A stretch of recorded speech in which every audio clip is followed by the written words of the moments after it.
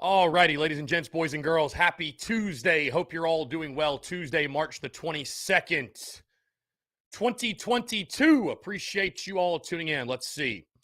I see Brennan M. Travie, what's going on? Also for the Big Cock Club Discord, guys, head over to the TDC Questions channel. The TDC Questions channel, be sure your questions are answered there. We have got a lot to get into. Of course, as always, I'm Chris Phillips, your host of the Daily Crow of the Spurs Up Show. Yes, Shane Beamer speaking to the media today at 12:30.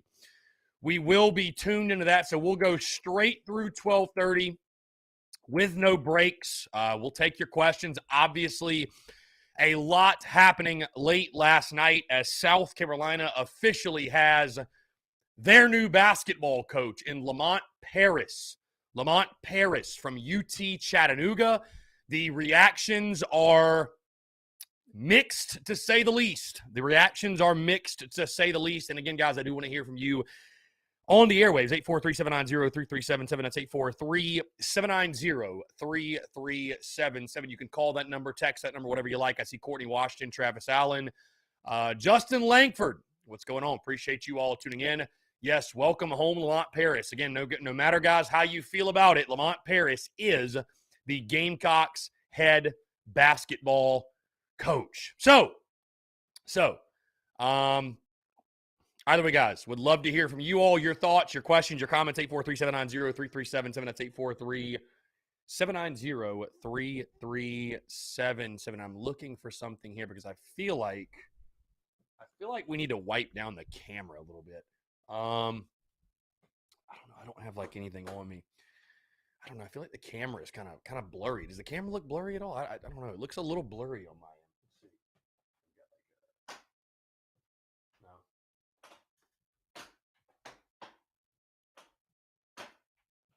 There we go. All right. Cool. I think we're good. Either way, appreciate you all tuning in. And I'll tell you guys this. Let's just start there, right? Lamont Paris. Let's start there. The hiring of Lamont Paris coming from UT Chattanooga, guys. I'll be totally honest, as I said last night in my really brief thoughts after it happened, that I'll be honest with you, before 2 days ago, I didn't know who Lamont Paris was and had no idea. And I'm excited for a new era of Gamecocks basketball either way. I'm excited for new blood. I'm excited to see what someone else can do in regards to elevating the program. I still don't believe that moving off of Frank Martin was a mistake. It was time, guys. One tournament in a decade. It was time. But my thoughts on Lamont Paris, honestly, this is how I feel. I don't know. I just don't know. Obviously, UT Chattanooga folks are really high on this guy. I've seen a lot of folks that are upset that they lost into South Carolina, but listen, I'm not going to sit here and tell you all that it's a guarantee. I'm not going to sit here and tell you all it's a slam dunk. I think that I would be what am I looking for? What is the phrasing I'm looking for here? I think I'd be feeding you a load of BS if I came here today and was just telling you why, South Carolina got the perfect hire. This hire reminds me a lot of Shane Beamer in the sense of not his South Carolina ties, but that it's just a complete roll of the dice. It's a complete roll of the dice. Now, did we need a roll of the dice? Was I ready for a roll of the dice? Absolutely. But guys, I don't know enough about him to tell you whether it's a slam dunk. I mean, again, tomorrow's podcast, I'm going to talk a lot about Lamont Paris. I'm going to talk a lot about Lamont Paris and just do some research on him, some digging. I know that obviously UT Chattanooga, they won the SoCon this year, went to the tournament, won some big games. I saw something earlier as well that they ranked, I believe it was like 40th in offensive efficiency, and we were like 200th or something like that. So let's see, where is that number? I want to make sure I get that number correct. Let's see.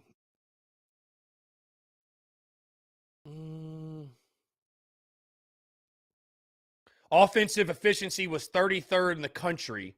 South Carolina's was 291st. So, but again, again, I'm not going to come on here and tell you why this is a slam dunk, no brainer. We're about to go win. We're about to go to the tournament every year, go win a national championship. Who knows? Who knows? Who knows? So we'll see what happens. I'm optimistic. I'm excited. I'm excited more than anything in regards to just a new era of Gamecocks basketball beginning. But, it is a roll of the dice in a bit of a way. Again, very highly regarded coach from UT Chattanooga. But, we'll wait and see. Again, I would love to hear you guys' thoughts. If there's anybody out there, again, I know there was a big Twitter Spaces last night that we tuned into, and a lot of fans with great insight out there. If there's anything you guys want to say on the hiring, I would love to hear from you. 843-790-3377. 7. See, Brian Dean said, I like the hire. Lamont Paris coach, the legendary coach, Bo Ryan under Ryan, Wisconsin. Yeah. Hey, he recruited very well at Wisconsin. Recruited very, very well there. That is something that certainly stands out from his experience. Did recruit very well at Wisconsin. And that'll be the big question at South Carolina is he able to keep in-state kids home? Is he able to get top talent? I mean, that's what it really comes down to. And that's what I think we'd all agree that Frank Martin didn't do enough. It's just bottom line. It just didn't happen enough. You weren't able to lure the top prospects. You weren't able to keep guys home in-state. And Austin Greer says, it feels like we settle. Well, Austin, can I ask you a question? Can I ask you a question, Austin? After what happened, what other choice did we have? I mean, I hate to put it that way. I hate to say that about, and I'm not dogging Lamont Paris at all in saying that, but it's just the truth. I mean, you swung and missed at Sean Miller. You swung and missed at Matt McMahon. Who else was left, Austin? Who else was left? Who else was left? And I think, honestly, really what it comes down to, and listen, I totally get it. Because the process was a mess, right? The process was a mess. Guys, I'm gonna clean off this camera real quick. It's kind of annoying me. Give me 2 seconds.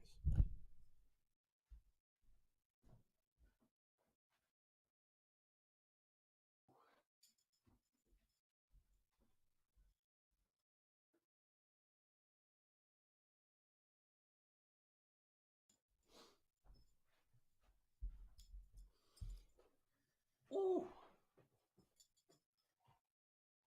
Oh yeah, that's much, much better.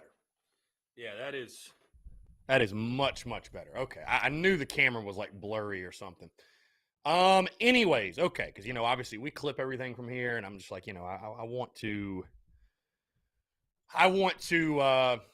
have a clear screen, obviously.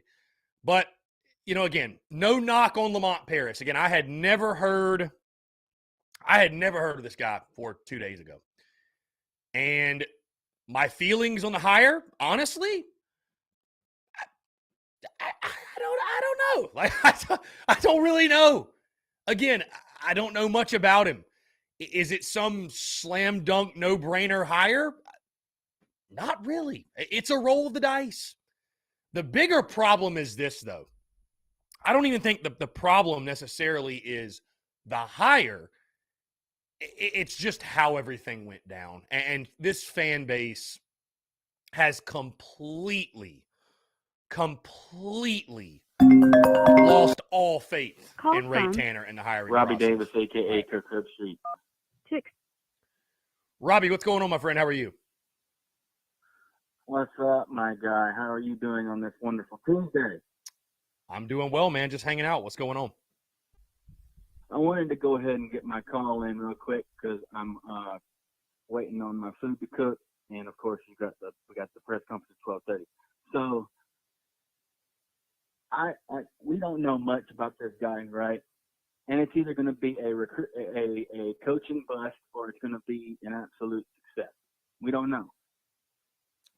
Right. I don't know what everybody else is going to do. I don't know what everybody else is going to do, and I don't know what you're going to do. But I am going to just sit back, relax, and just see how it goes and see where the chips fall. And just next season, whenever we have next basketball season, I will just sit back, relax, and enjoy it regardless of what happens, because it couldn't get no worse, and it couldn't get no worse than we had this year. Mm-hmm. But again, like I said, it's either going to be a coaching bust or it's going to be a grand salami, okay, with this coaching hire. But also, on the other hand, there, in my opinion, when it comes to college basketball, there's a major difference between the SEC, the ACC, and the SoCon, okay? There's a major difference. We don't know how he's going to do with coaching in the SEC because all the conferences are different. So my advice to anyone listening, just sit back and relax and just see where the chips fall. Yeah, I mean, I think that's about all you can do at this point. I mean, I don't know that what good it'll do to completely just try to rip down Lamont Paris. And listen, I'm a guy that I'm gonna give somebody a chance. You know, heck, I gave Muschamp a chance. I don't know if people realize that because TSUS wasn't a thing when he. But I'm innocent until proven guilty. You know, I'll give you an opportunity. Let's see what happens. Who knows? He could be the answer. He could revive Gamecocks basketball. It could also just blow up in our face and be terrible. Make it watchable. And I mean, I guess though I would just say this. I mean, I said it on social media and I'll say it here. I mean, what do you really have to lose? What's the worst that can happen? You miss the NCAA tournament? I mean, you've already done that anyways. So I'm not saying again that, you know, tear the program down or whatever, but you know, it's a roll of the dice. And I saw somebody commenting like, how are you in the business and you don't know who this is? Yeah, sorry, I don't know who the head coach at UT Chattanooga is. I kind of focused my time on the University of South Carolina. I didn't know who the recruiting coordinator at Wisconsin basketball was. My bad. No, I mean, I don't know a ton about him. Again, UT Chattanooga people and the Wisconsin people seem to think very highly of him. And you know, once you missed on Sean Miller and you started missing on some others, I mean, again, it was either going to come down to Lamont Paris, who doesn't have a ton of experience and has been at UT Chattanooga, or BJ Mackey, who's literally never even been a head coach. So, I mean, it's a roll of the dice. Shane Beamer until last year wasn't a head coach, and look at him now. Yeah. I mean, so we'll see. I mean, I'm behind Lamont Paris 100%, and just excited for a new era and excited to see what somebody else. What can a fresh voice do? Listen, after a decade, I knew what Frank Martin was giving me. I knew what he was going to give me. I knew what he was going to give me year in, year out. So at least in this scenario, you know what? We get to find out. We get to see something different, and maybe you'll get a different result. I don't know. Hopefully, it's not a negative result, but maybe it's a positive result. You just never know. So. I would say, though, be patient with the guy. I would say be patient with the guy. It's you know, he's got to get his players in there. You know, it's to be totally frank and blunt and honest, it's not an easy situation. It's not an easy job. South Carolina basketball has never been good. They've never been worth a damn, really. So it's I want to expect more while also keeping realistic expectations. You know, but again, I don't care who the coach is, whether it's Paris, whether you'd gotten Sean Miller or somebody else.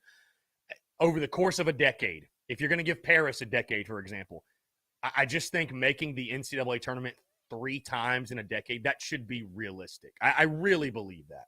So we'll see. We'll see if he can meet those expectations.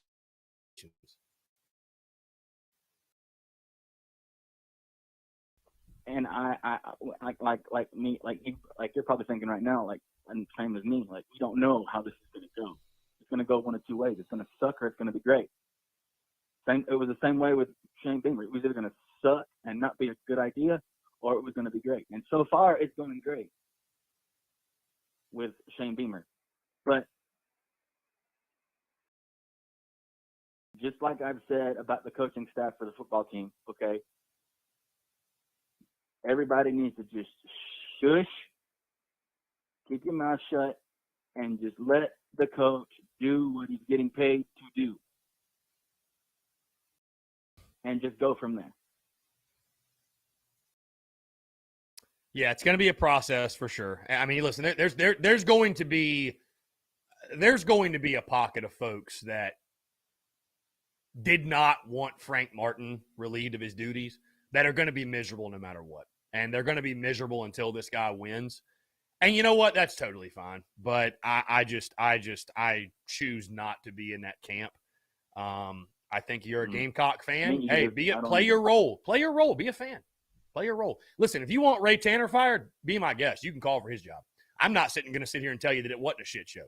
I'm not going to sit here and tell you that it wasn't absurd about the Sean Miller thing and seeing somebody like Mike Yuva having to walk back a statement and missing on this guy, missing on that guy. And, you know, I'm not going to tell you not to be pissed off at the way it went down, but I'm not going to take it out on Lamont Paris. Right.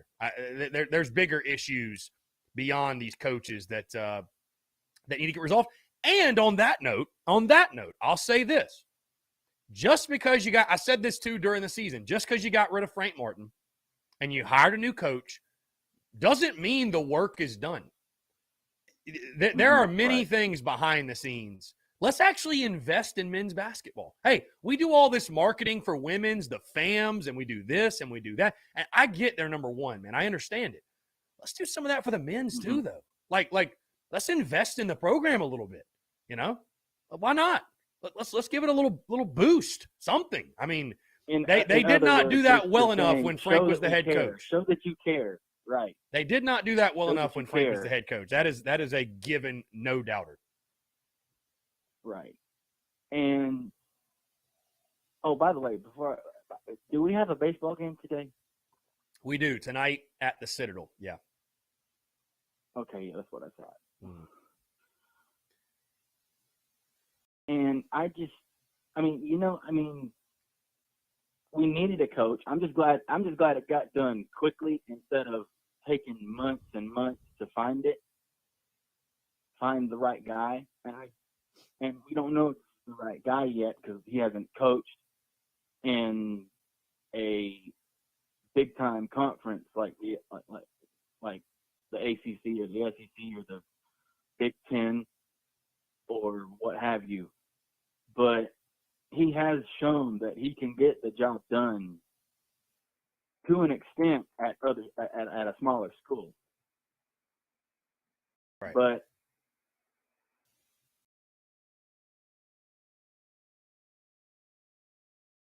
it's gonna take some time probably for some of them bitter, as my friend would say, bitter people, because he always says that I'm bitter all the time every time he feeds me. But it's going to take some time for those bitter people that are saying, you know, you shouldn't have gotten rid of Frank Martin. And I was thinking to myself, you guys are crazy. He's coached here for 10 years, and we've only been to one NCAA tournament, and we made the Final Four, okay? But he was here for 10 years. 10 years. I've said it before, and I'll say it till I'm blue in the face like a Smurf. If you don't get the job done in coaching in any sport, you are going to get fired, no matter how great of a guy you are, no matter how good of a coach you are. If you don't get the job done, you are going to get fired. Indeed. And I also wanted you to know it's still up in the air because it might rain. It's most likely going to rain tomorrow and Thursday. But I might be present and accounted for tomorrow evening at Tin Roof. That would be a pleasure. Don't know yet. That would be a pleasure, my friend. As always, it would be a pleasure. We go from Robbie ever at Tin Roof to 3 in a row potentially. What a wild world we live in. What a wild turn of events that has been. Truly. But I'm so ready for the spring game in several weeks. I'm so excited. Hopefully I'm hoping and praying nobody gets hurt. Nobody. Okay? That's the key in the spring game. Get out of the spring game with no injuries and go into the season with no injuries. None. Okay? That's key. That is priority numero uno. Indeed, my friend. Yeah, I can't wait for it either. It's going to be a lot of fun. So, it's going to be a lot of fun. So. All right, man. I'm going to jump off of here and go check my pizza rolls. I got you, man. Robbie, I appreciate you calling in as always, my friend. Always a pleasure to chat with you. Have a good one, man. Yeah, man. Take care. Great stuff. 843-790-3377. Somebody text in. Quick question about tonight's baseball game. Will you be at the Joe? No, I will not. Guys, just honestly weighing the options. It's an hour. And it's literally from where I live an hour and 45 minutes down there. I'm not making the trip, guys. I'm sorry. Also got some stuff to do really early in the morning. I think if I didn't have that, I would probably be making the trip, but nah, that's a hike. That's a hike. Also got some stuff this afternoon to take care of business-wise, and just the timing of it didn't really work out. So I will not be at the Joe, but I will be watching the game in studio. So very excited for that. But yeah, we will not be at the Joe tonight. Let's see. Justin Langford. All right, let's just.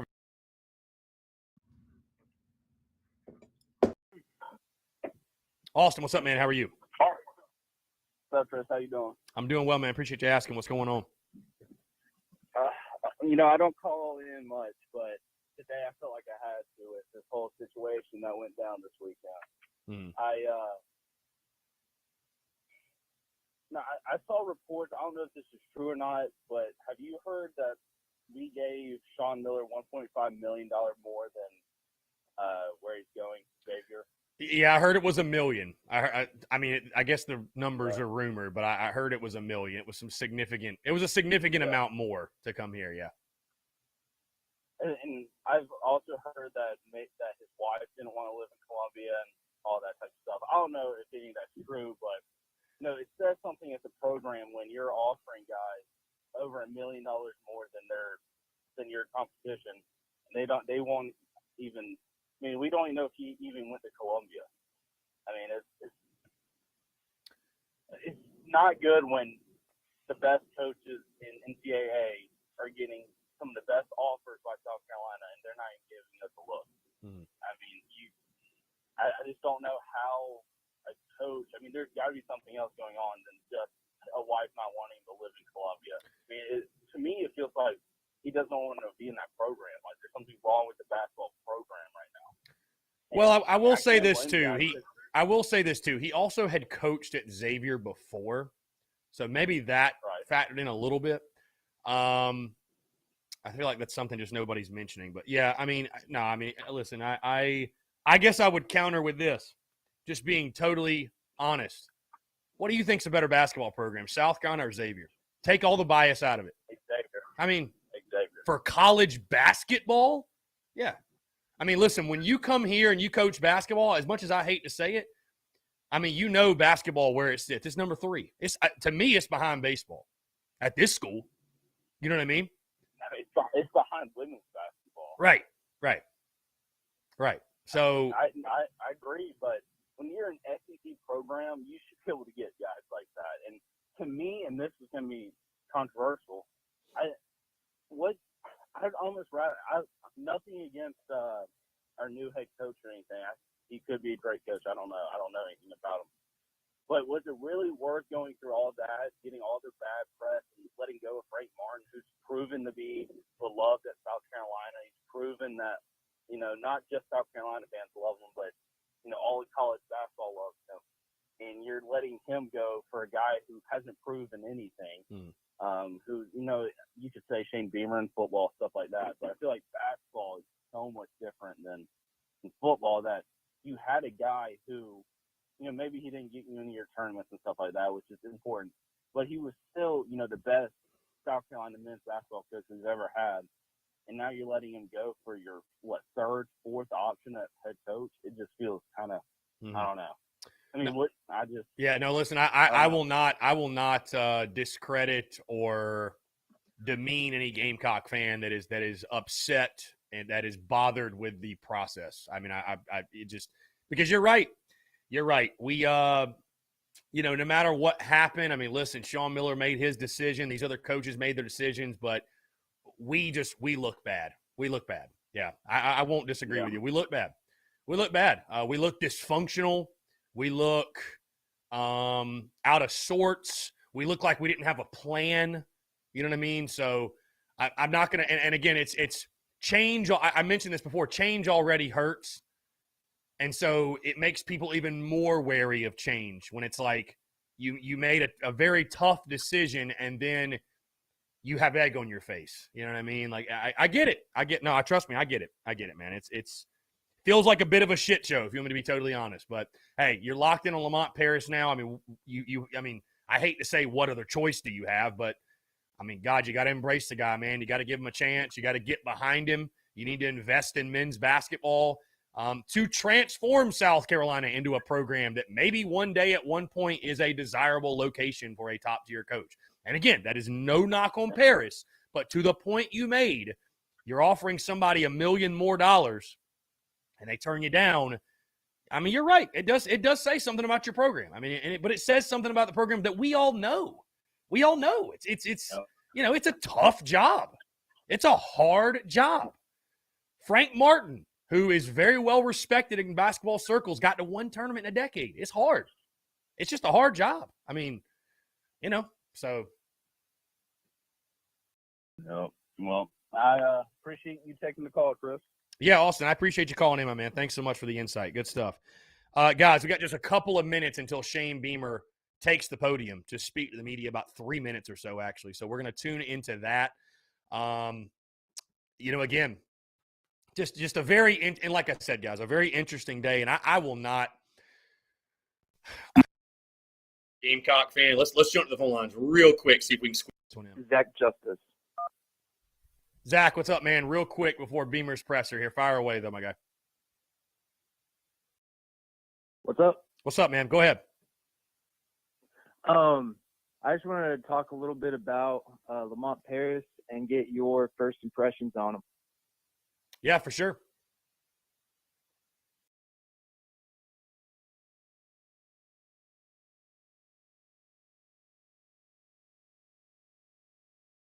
I would say this, my guy. I'll be honest with you. Before 2 days ago, I'd never even heard of him. Looking at the commentary from the UT Chattanooga folks, the Wisconsin folks, I can tell the UT Chattanooga folks are very upset that he's left. Did less with more there, obviously, in this last year. Offensive efficiency numbers were good.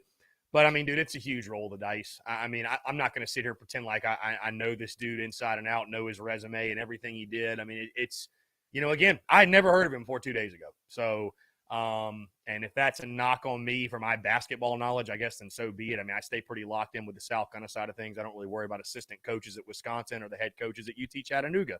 So, it's a roll of the dice, but after you missed on your first couple of candidates, my man, I hate to say what other choice did you have, but you needed a head coach. And it was either Lamont Paris or BJ Mackey, who I know he played here and was a legend, but he'd never been a head coach before. So, only time will tell, and it could be the best thing that ever happened to Gamecocks basketball. You know what I mean? I don't know. I'm not going to sit here, though, and tell you, this is a slam dunk, no-brainer, home run hire, because we just don't know. I mean, we flat out just don't know. We flat out just don't know. You know what I mean? So, only time will tell. Only time will tell. And I would say, for me, I didn't know about Lamont Paris either. But I will say, when looking at coaches, you want to find somebody who the players can buy into, and you want to find somebody that I think, especially for South Carolina, somebody who can really make it team-oriented and all about the culture of the team and people buying into the team rather than themselves. And I think in basketball, especially, you have your Kentuckys and you have your Dukes, where I think a lot of players go there with the aspirations of going professional. And so I think that's going to be a really hard way to build at South Carolina. I think you have to take the approach of team basketball and just buying in to that culture. And from what I can tell from Lamont, just interviews that I've seen through NCAA and all that kind of stuff, that's his big concern, is changing the culture of a team. And he's also, if you look at it, he does a great job of recruiting all across the country. So I think he's going to bring that level of culture to our men's basketball program that we didn't have before. I think players are going to buy into him and the way he coaches a lot more than they will a Frank Martin. And just talking to players in the past, you know, Frank Martin's a great coach, but it's hard to play for somebody who screams and yells at you all day in this day and age. Yeah. So no, I like to hire, and yeah.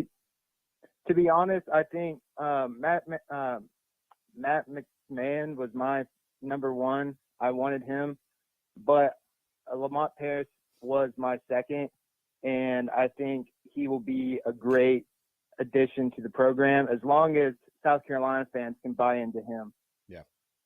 Yeah, for sure. It's going to be about investing in the program and supporting him. Zach, I appreciate the comments, my guy. We're going to jump into Shane Beamer's presser because he's literally about to take the podium, but I appreciate it, man. Really great stuff, really great insight. Again, let's go ahead and get into this. Shane Beamer has not taken the podium quite yet, but should be any second now. So, again, we are going to jump into this. Let's see. Okay, yeah, Beamer, like I said, is about to take the podium any moment now.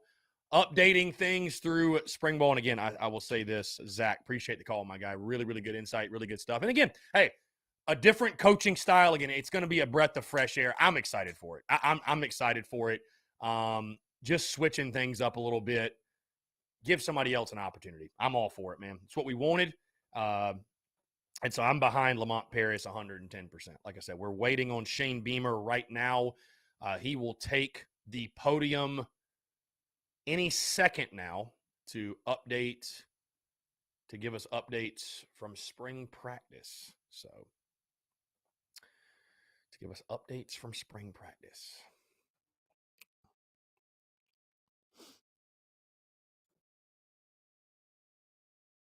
Ryan, I'm holding the Spurs up. Sure, responsible if men's basketball isn't better year one. 1 year, Ryan's all it takes. 1 year is all it takes. 1 year.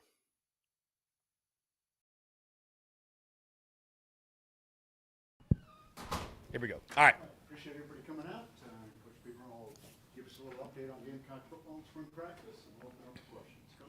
Yep. Thanks, Steve. Just finished practice 4 of spring practice. Really excited about the way things are going right now. You know, I would say the word of today with today's practice was intense. Love the intensity, the physicality that our guys are practicing with right now. The energy has been great all 4 days. You expect it to on day one. Everybody's excited, but then can you come back day 2 and do it again? And our guys did. And then the first day you put on pads, there's going to be excitement and all that, but can you come back on a Tuesday, your second day in pads, and do it again? And it was even more intense today than what it was on Saturday when we put on pads. So really, really excited about the way our guys are working. Knock on wood, we've been able to stay healthy, for the most part through 4 practices. Just some nagging things, couple hamstrings and things like that, but nothing long term. Really like the way, like I said, that they're working and competing right now, and eager to keep moving forward. So had a good practice this morning, meetings and walkthroughs and lifting tomorrow morning. Then we'll be back on the practice field Thursday. Got our high school coaches clinic coming up this weekend. Got a great group of speakers. Really looking forward to visiting with the coaches, high school coaches that will be here. We've had a bunch of them at practice. Every practice that we've had this spring, high school coaches, and eager to get more and more here. Really looking forward to visiting with them this weekend for the clinic. Still got some space available, so anyone that wants to come, would love to have you. And should be a fun weekend. Excited to have Brett Favre here speaking, and Matt Rule, the head coach of the Carolina Panthers, and Danny Smith from the Pittsburgh Steelers, one of the premier special teams coaches in the country. So eager to learn from the high school coaches, learn from all the coaches, learn from the speakers, and it'll be a great weekend of football. Really fired up about the amount of high school prospects that we've had on our campus for the 4 practices. A lot of them are on spring break. We had some of the best players in the state of South Carolina out at practice this morning, which was really awesome to see. And then could say the same thing about last Saturday, last Thursday, and last Tuesday with the amount of prospects that have been here. So credit our coaches and for getting those guys here, and thankful that these high school prospects have made trips here to visit us, and they all talk about the excitement and the energy around this program, and rightfully so. It's a great time right now to be a Gamecock for sure. I want to wish Coach Staley and her team good luck this weekend. Certainly the last time we were in the state of North Carolina, we had great luck against the Tar Heels, and excited to watch her team this weekend, and we'll be pulling hard for them, and wish them the best of luck and hope they have the same result that the Gamecocks had the last time we were in North Carolina. So with that, glad to take any questions. Shane, we've heard a lot about how Luke has handled his injuries and, being behind on the depth chart a little bit. I guess I was just curious about, have you ever seen the guy have a bad day? Has there ever been a time where you had to tell Luke to pick his chin up and smile? I like that, Dave. No, I haven't, and I go back to, I think I told you guys when he got hurt in the Vandy game the second time, and going back there in the training room at the stadium, and I'm crying, and he's picking me up, after he got hurt. I mean, he's sitting there on the table. He knows he's going to be out probably the rest of the season. And it's like, hey, I'm good. We're going to bounce back from this, and we're going to be okay. What a great win. Great job by Zeb leading us downfield. So love what he's about. He's been a great help to Spencer and all of our quarterbacks. And I'm so glad that he's a Gamecock. Shane, probably a loaded answer I'm sure you can give me, but when you look back just a year ago, what have you learned the most about just being a head coach after year one, and where do you feel now in terms of just being able to be a better coach to be able to help this team heading into your second season here?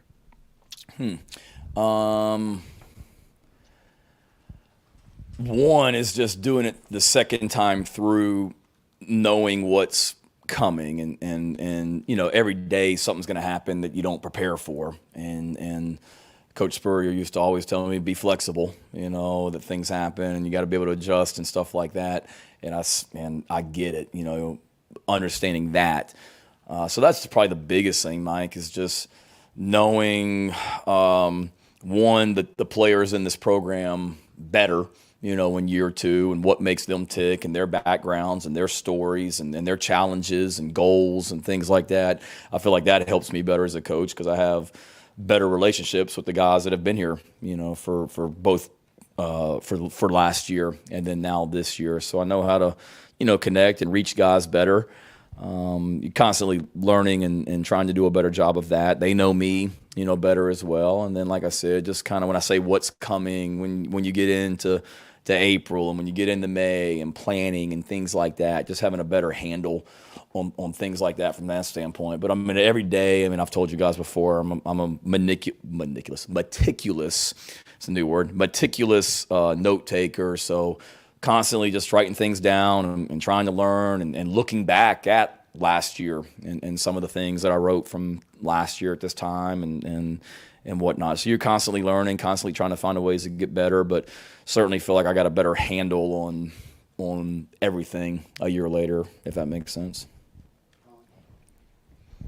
You mentioned all these transfers before spring practice started to really fit well with what you guys are trying to do culturally. Now that you've gotten to see them in practice and with pads on, do you feel the same way? And who are some of the guys maybe that have stood out from that group so far? Yeah, I do. I like the group. I really do. I think they're all, trying to knock the rust off a little bit. You talk about Lavoisier Carroll. He's a really talented running back. He was playing defensive back most recently before he came here. So just kind of knocking the rust off and getting back into the swing of things at running back. But you certainly see the natural talent. Christian Beal-Smith's done a great job of running the football and understanding the way we practice here and how we do things. Juice Wells has done a great job catching and just competing. His mentality that he brings to practice every day. I think one of those guys in here yesterday used the word dog, I think, to describe him, if I'm not mistaken, and that's very accurate. He loves to play football, loves to compete, and has made a lot of good plays for us. For sure.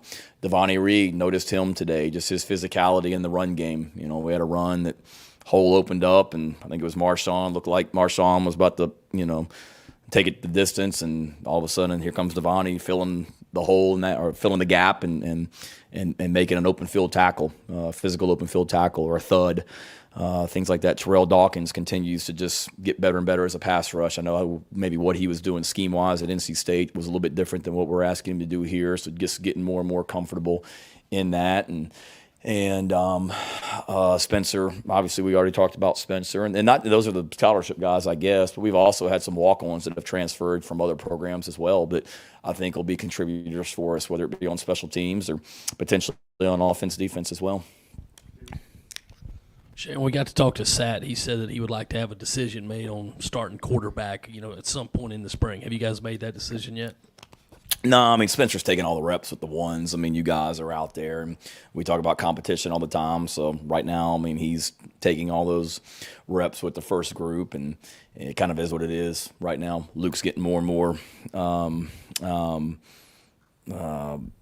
cleared to do everything, and the more and more he can do, the better. Colton's doing a great job, Braden, all those guys, and we're certainly on track and on pace to be able to be where we need to be. Also, anybody else besides Jaheim that will probably be out the rest of the spring? Yeah, I wouldn't say Jaheim's necessarily out the rest of the spring. I mean, he's got a little hamstring issue right now, but nobody has, said to me he's going to be done here for spring practice. We're just he's one of a handful of hamstrings that we have right now, and they're all limited and doing different things in practice. But no, nobody that I would say right now that's anything long term, kind of day to day, and trying to. Everybody's progressing nicely and trying to get healthy. Could ask you about Jaheim too, so I guess that covers it. But as far as Marshawn too, I mean, he was in here talking about how much sort of he's able to just kind of play, and he's not thinking as much and about the injury and all of that. I guess just how have you guys kind of seen that manifest, at least through offseason workouts now? What have you guys kind of seen from him that's maybe different from this time last year to now? Yeah, I think I mentioned it last week that seems like he's on a mission, and he does. He's just very businesslike. He looks faster. He looks more explosive. Marshawn's an impatient guy because he wants everything right now, and I love that about him. But he and I talked about it last year that you're a year out from tearing your ACL, and it's not just going to automatically happen. And I know that was frustrating for him, last year, but he just continued to work. And then, I really felt like he was about to have a pretty good bowl game for us, and then he tweaked a hamstring or something in practice late in the week and wasn't able to really do anything in the bowl game. But he's done a nice job, of just getting stronger, getting faster, looks more explosive, and is just really consistent. And then I told him the other day, I think he's done a nice job of his route running at the running back position, catching the ball. I mean, he's done a nice job of just kind of improving every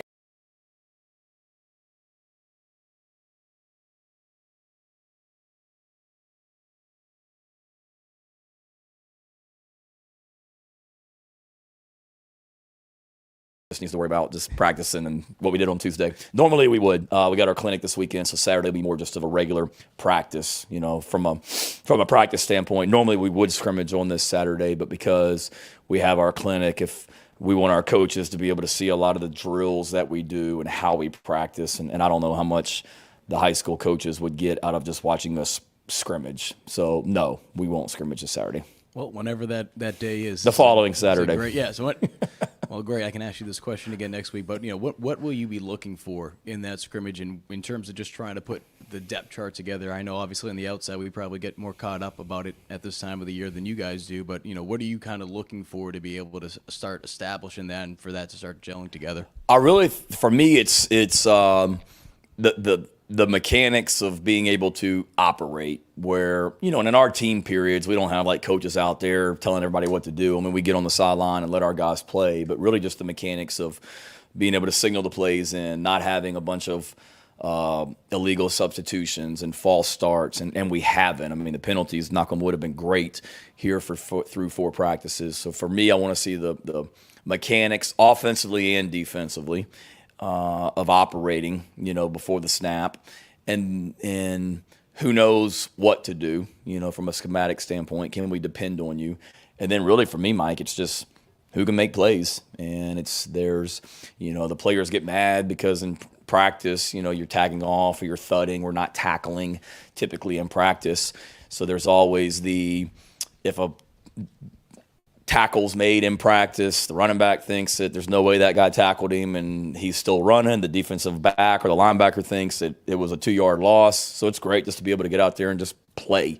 And, the play speaks for itself. So seeing the guys that can get out there and just make plays. I mean, that was Juju last year. It seemed like every scrimmage he just had one big or two big explosive runs, and you noticed him. And I'm eager to get out there when we do scrimmage and see who we notice when we get out there.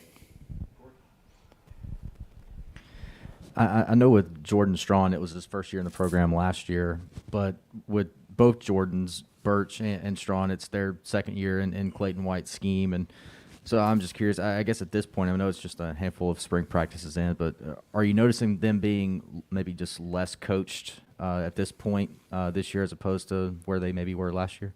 Yeah, I think they're making progress. You notice them. I think both those guys realize there's no JJ and Aaron Sterling here anymore, so it's time for them to step up, and that's why Jordan Strawn came back for another year to take another step, and Jordan Birch knows it's his time, so to speak. But you certainly do. I mean, we're 4 days in. They're learning. It's the same scheme. There's some things that we've tweaked and adjusted, like every team does in America, from year to year, that may be a little bit new for them. They're learning Sterling Lucas's teaching style and coaching style and maybe some of the techniques and things like that. So it's still a learning process for them, but you certainly notice them. Birch picked up a fumble recovery today and, ran it back for a touchdown and things like that. So it was good to see that and the way they're continuing to improve their pass rush and all that. So they need to continue to improve, and then all those guys around them at that position, we've got to increase the depth at that position, whether it be Terrell Dawkins or Hot Rod Fitton or Tyreek Johnson or Gilbert Edmond or whoever else we have there. We've got to find some more depth at that spot for sure. Hey, Coach. Last week we saw Braden Davis taking some reps with the twos. What have you been able to see from some of these early enrollees?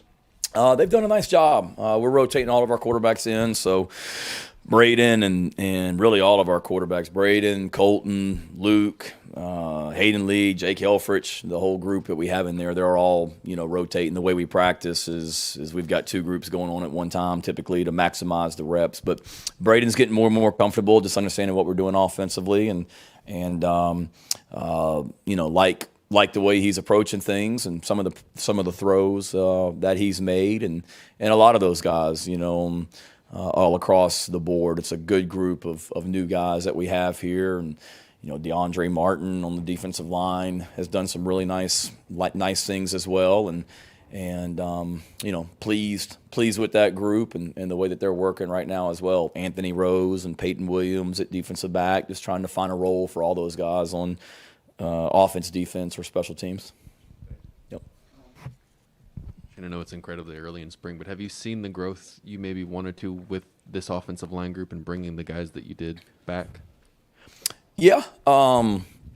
Wanham's still not fully cleared to do everything, so he's not back. But I have for sure. They've done a good job, which you would expect. I mean, the whole group comes back, so being able to continue to build on the way they finished for sure, and be leaders of this team. Javon Gwynn was voted a captain last year. Eric Douglas is a returning guy. Wanamaker did a great job. Jalen Nichols late in the year. The way those guys came along. So trying to improve the competition and depth at all the positions, offensive line included. But they've done a nice job and have done a nice job of just operating in practice, whether it be from a run blocking or pass protection, both. Shane, I got to ask, how did you guys get connected with Brett Favre? Was that a you thing? Was that someone else? That is a Clyde Wren thing. So Clyde is the kind of the godfather around here. So Clyde knows everyone, and everyone knows Clyde. So he had a connection, and Brett came here and visited last month or 2 months ago. His daughter was on a visit here for educational purposes, and was looking at potentially coming and had lunch with him on that day, and then Coach Wren followed back up with him about coming to speak at the clinic. So I enjoyed just listening to him tell stories when he was here before, and I know he'll be a hit and do a great job this weekend as well. Hey, Coach, I know it's still somewhat early in spring practice, but I was just wondering, what have you seen from the freshmen so far this year?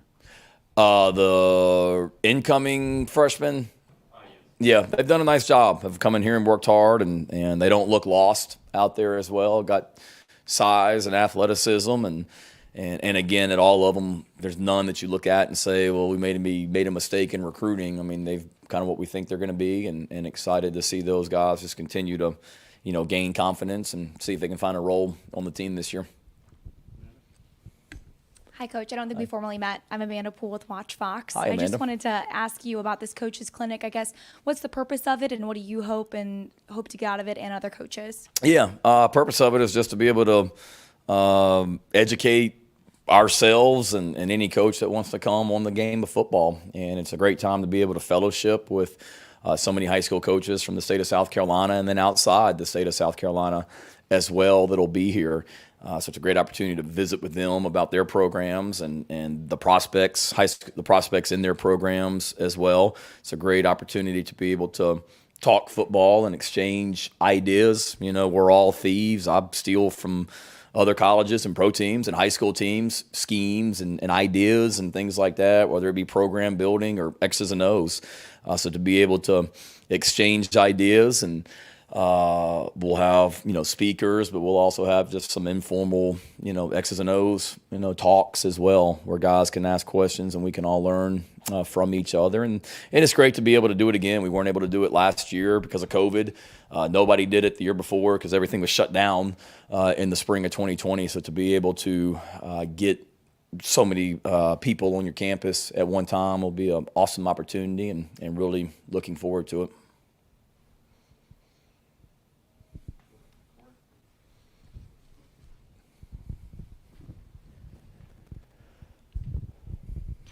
Shane, with the assistance that you guys are able to hang on to, I guess at what point during whether it's during spring or off season or maybe even into fall camp, where it just kind of hits you as the head coach of just the importance of being able to keep those guys on for another year, keep that continuity, and kind of also how that translates into player performance as well? Yeah, no, I think it's huge, Corey. One, it's nothing that I realized. I mean, I already knew it, and I saw that from my dad. If you look at his coaching staffs at Virginia Tech, they stayed intact for the most part for his entire career. He had Bud Foster on his defensive staff from not even at Virginia Tech, starting in 1987, but going back to 1981 at Murray State. Bud was on my dad's staff. So Bud I've known since I was 2 years old. When he was a player on my dad's team at Murray State. So for Bud to be there that entire time, he had the same defensive line coach from 1996 until he retired in 2015. Had the same tight ends coach or tight ends coach / O-line coach. Same guy was there for since 1989, I guess, and on and on and on. So it's great for the continuity within your program. For sure. It's great for the continuity outside your program when it comes to recruiting, because the same coaches are going in the same high schools year after year after year after year after year, and they know everyone in the school. They know who the 8th grader, 9th grader, 10th grader is coming up, and you don't have to relearn that or educate yourself on a new area recruiter if you're the high school. And then just what you said. I mean, I've been really pleased with what our guys have been able to retain, because they're not having to teach a new system. And that was important for us on offense, defense, and special teams. For us offensively specifically, the best thing for us was to continue to build on the great things that we did last season and not have our entire offense have to learn a new offensive system. Let's continue to find ways where we weren't very good last year in all three phases, and let's continue to evolve and take the next step on offense, on defense, on special teams. And, so far so good, because we've been able to our guys are more confident and comfortable in those three phases, or on those three phases, with what we did last year. But we've also been able to take the next step and build on that as well. Offensively, the next step off some of the things that we did last season. Defensively, being able to, expand the package, take the next step in some of the things that we did, whether it be from a coverage standpoint or pressure standpoint or front techniques or whatnot. So it's huge and something that will always be important to me, just the continuity year in, year out. I mean, and again, I've said it before, you're always going to do what's best for the program and making sure you got the right people in the program. But to me, when you can keep that group intact and continue to evolve, it's a great thing. Shane, I think we've talked about it, but kind of following up on what we just got asked. You mentioned kind of like that idea of like following up success and handling that and going into a new season. I mean, I guess what was it kind of like handling that last year when you've got, a bunch of guys who basically had won 6 games over 2 years, and now, going into a new season where they've had a little bit of that and you're trying to take that next step. I mean, as a coach, is there anything like functionally you can do to say, hey, let's just handle the success better? Is there anything like what goes into that? Yeah, great question. We do have to be able to,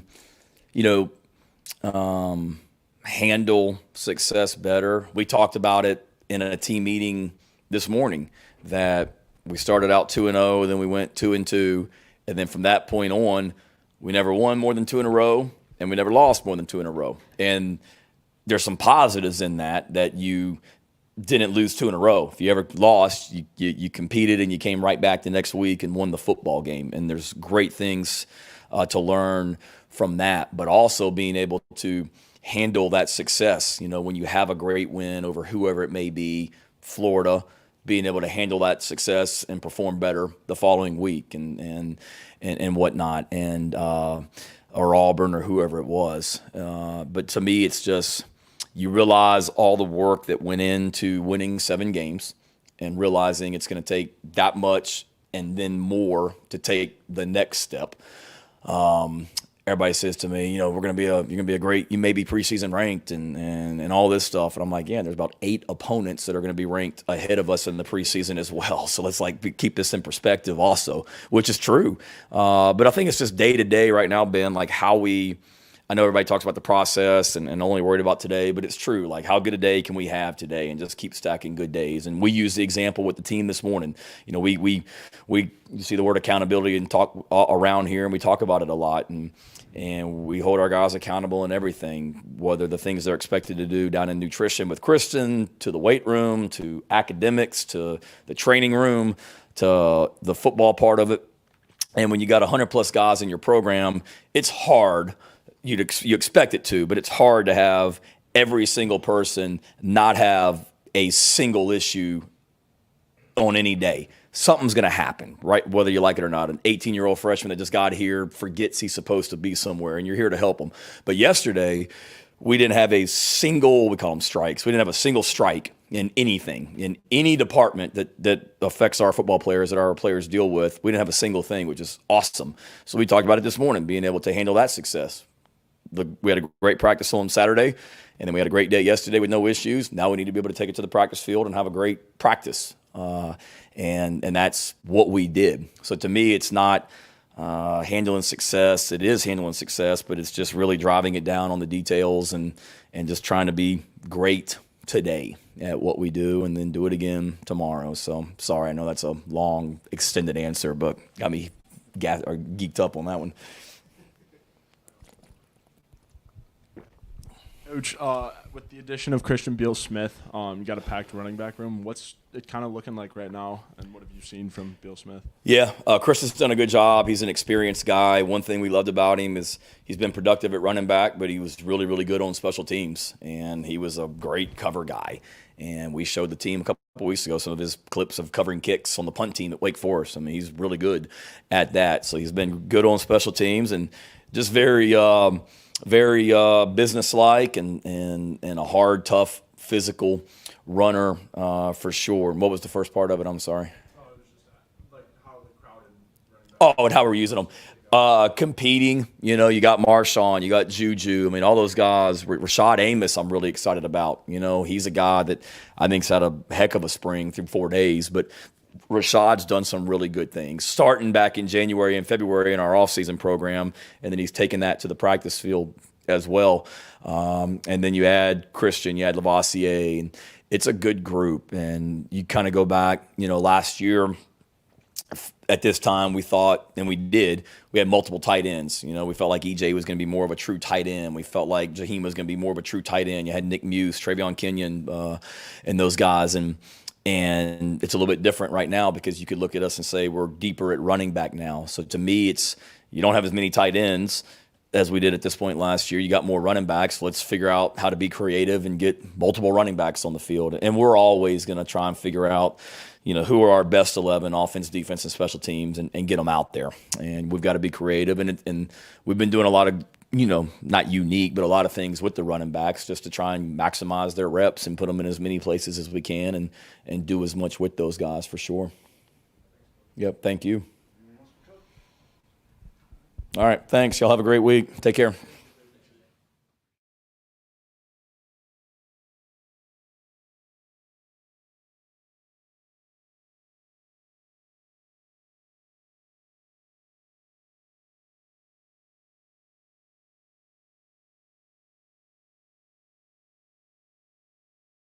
All right, guys, that was Coach Beamer.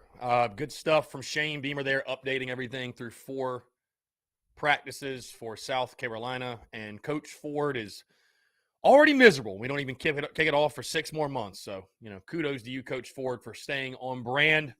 Love to see that. Coach Ford in the chat and the comments on Facebook, just staying true to himself. You love to see that. Love to see that.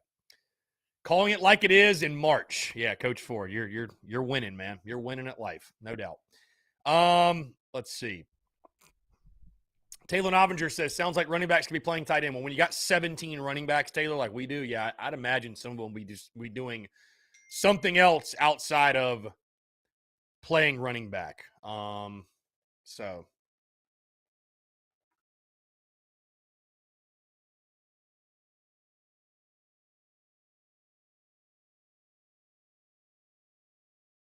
Yeah, Justin, I don't know what the deal was with the video. If you guys are having a hard time seeing me as well, let me know. I have no clue, man. It was perfect on my end.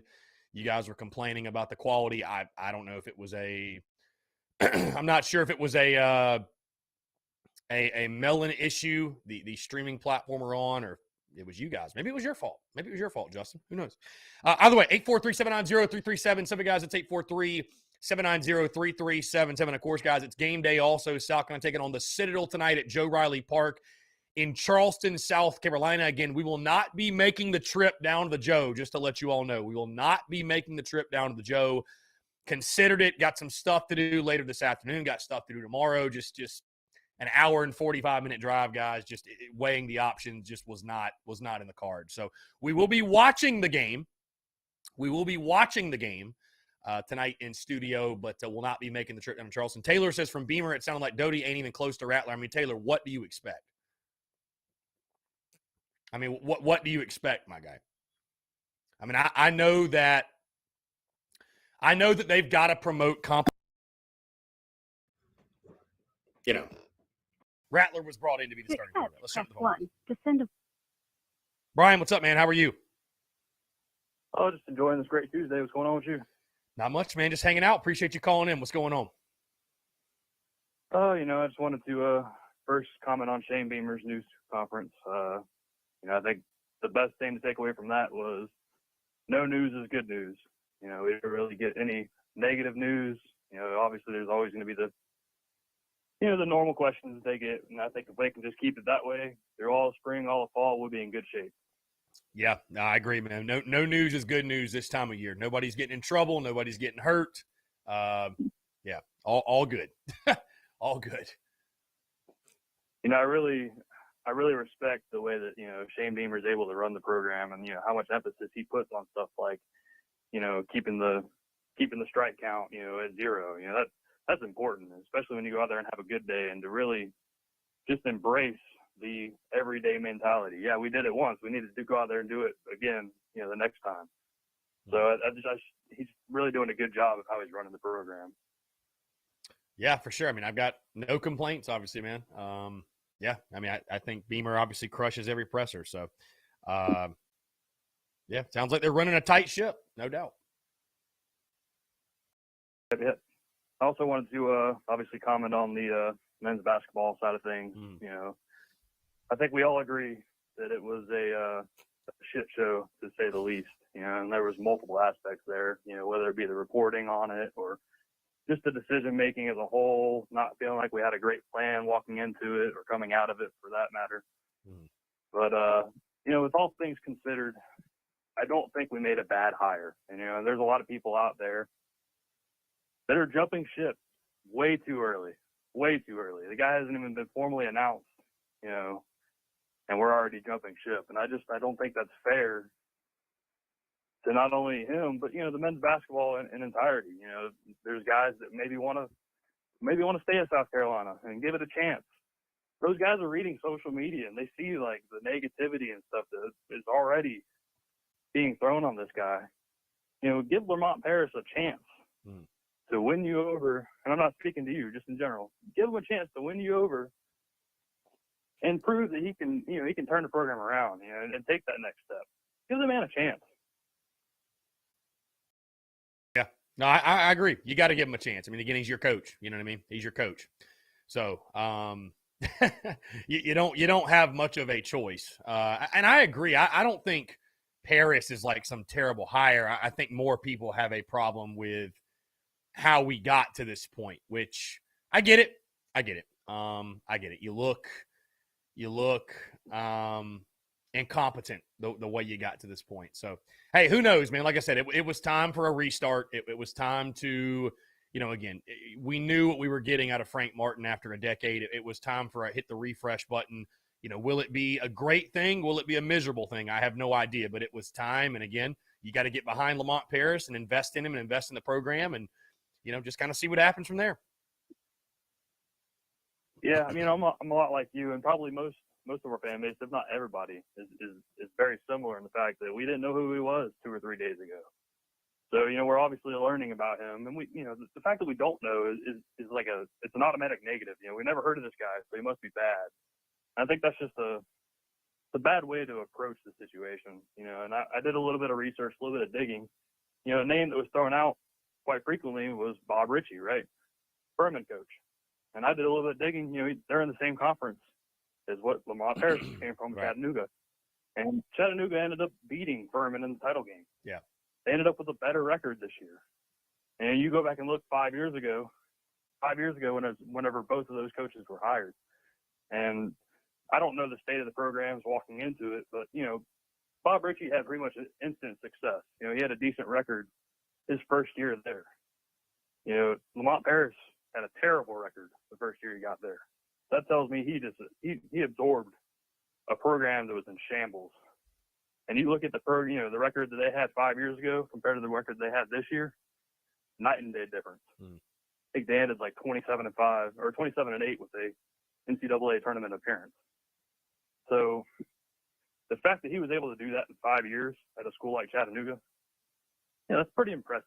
I mean, we got to give this guy a chance. I'm not saying that it's going to translate here. I'm not saying that he's going to have success here. But his resume is not bad for any, you know, and people looking at like his overall record there at Chattanooga. Yeah, it looks kind of bad. But if you look at the year-to-year progression, it speaks for itself. Yeah. And now you just hope that at a bigger school with more resources and, you know, he can do an even better job. I mean, like I said, man, it's a huge roll of the dice. I'm not going to sit here and like pretend like it's oh, you don't think it's a no-brainer great hire, then you're crazy. I mean, I don't know, bro. I don't know. You know, and nobody likes to hear that. Fans want to be able to draw conclusions and know off the jump. We just don't. We don't. Nobody can sit here and say today for certain one way or the other what's going to happen. And like I said, that's why you said, man, you got to embrace this guy and get behind him and support him and just go from there. But, you know, again, I'm not even upset that Lamont Paris got the job, but I will not knock a Gamecock fan for being bothered by how we got here. I won't, because it really, you know, swing and a miss, and then you finally land on somebody. It's a bad look. It's a bad look. So. Yeah, I mean, that's kind of our basketball program as a whole. Right. You know, it's just, we're just not an appealing school for, you know, a top name coach. You know, we're not. So sometimes you need that mid-tier coach to come in and take that next step to get you to the point of maybe being a regular SEC, tournament contender, or a regular berth in the NCAA tournament, even if you don't make it far. The fact that you're there every year, it kind of puts you on the map, makes you a viable option for a big name, coach to come in the future and maybe want to take the job. But yeah, it's tough whenever you have a program that, what'd you say earlier, ranks 291st in offensive efficiency. I mean, I didn't even know there was 291 basketball schools in the freaking in the NCAA. I mean, that's insane. It's not real to me. The fact that we're South Carolina and ranked 291st in anything. Yeah. That's unacceptable. So, like we said, he was what, 39th, 40th or something in offensive. Yeah, top 40, top 40. I mean, you're going from a defensive style to an offensive style, and I think that's appealing to recruits. I think that's an appealing thing for them to want to come in and really play for your program. So I don't think he'll have as many issues as a lot of people think he will as far as like recruiting and stuff. I mean, we have the facilities and everything in place. Obviously, there's the job's not done. We hired a coach. There's a lot more that goes into it than just hiring the coach. So it's about giving him the support from the athletic department. Fans do a lot. I don't think they realize it, but every kid nowadays is on social media. They see all the crap that we put out there. So it really doesn't do us any good for the coach to have to overcome all the negativity on top of everything else they're already getting thrown on their plate. Yeah. So people just need to keep their expectations realistic. Give the guy a chance. The fact that I see people already trying to get him fired is just asinine. Yeah, no, social media was a storm last night for sure. So I mean, yeah, man. Like I said, man, maybe it's not. Maybe I'm messing up, not having more of a bold take or more of a. I just don't know. I mean, I don't know, man. It's a roll of the dice. It might work out beautifully, and it might not. So, we'll see what happens. But it's it's a huge roll of the dice for sure. No question. I mean, nobody really knows, right? We're all making speculations here. Yeah. I'm not an expert. I can't read the future. Nobody can. So it is. I mean, here's the reality too. I would say this. I don't feel like there was a no-brainer guy out there though, because I saw with every candidate there were fans that didn't want Sean Miller. There were fans that didn't want Bob Ritchie. There were fans that didn't want this guy. I mean, there wasn't really anybody that was like everybody was like in agreement. Okay, this is definitely the dude. You know what I mean? So like, what difference does it make? I mean, my God, it's no matter who you hired, it felt like nobody was going to be happy, especially the core of folk that didn't think you should have moved off of Frank Martin in the first place. Yeah. I mean, at the end of the day, you just have to, embrace what the program has to offer right now, as from a coaching perspective, and have the ability to make the best of it. Because that's not everyone. I mean, Sean Miller might have came in here and just flopped. You never know. I mean, he's used to being at a school that's, perennial contender. So coming in here to a challenge like South Carolina, it may not have worked for him. But then you see a guy, like Lamont Paris, who has built the program from scratch. He knows what that takes. Sean Miller, I guarantee you, has never done that.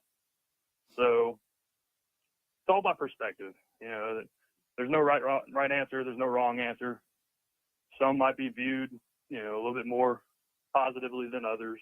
But at the end of the day, it is what it is. We're not conducting this hiring. We're not going out there interviewing coaches. So what's the point of getting, so worked up to the point, that you're stressing about it. Indeed. Hey, I think very well said, my friend. Very well said.